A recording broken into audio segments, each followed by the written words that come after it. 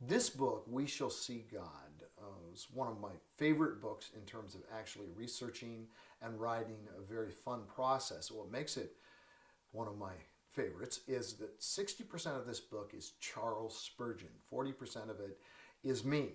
Now, I also had some work to do related to the 60% that is Spurgeon, because I went through every single message of Charles Spurgeon on the subject of heaven.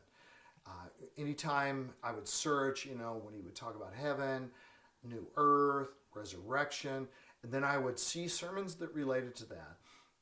And these sermons are like 6,000 words long, and if you see them in their printed form, there's a paragraph break about every other page. And they're very dense to look at on a page, and they're not very inviting, and hence many people have not read the sermons of Charles Spurgeon.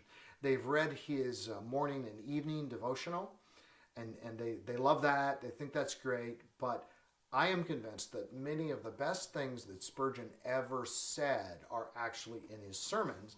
The problem is access. The problem is also language, because just by changing 2 to 3% of Spurgeon's language and updating it so the word prevaileth becomes prevail, and sometimes it's obvious like that, but other times it's not obvious. Occasionally there was a word where the meaning has literally changed, and it's misleading. It's not what Spurgeon would say if he was writing it today, because that word has changed its meaning. So what I try to do is to be completely faithful to the intent and the meaning of Charles Spurgeon, and ask myself, if Spurgeon were saying this today, not just in America, but generally in the English language, what language would he use?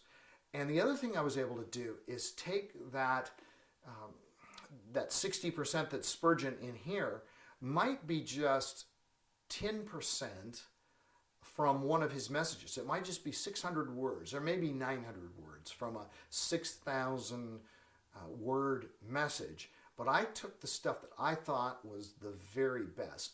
And there are times where it just bowls you away. Charles Spurgeon was one of the most eloquent, not only biblical and thoughtful and challenging and Christ-centered, but eloquent. His phraseology is just beautiful. There are times where it just takes your breath away.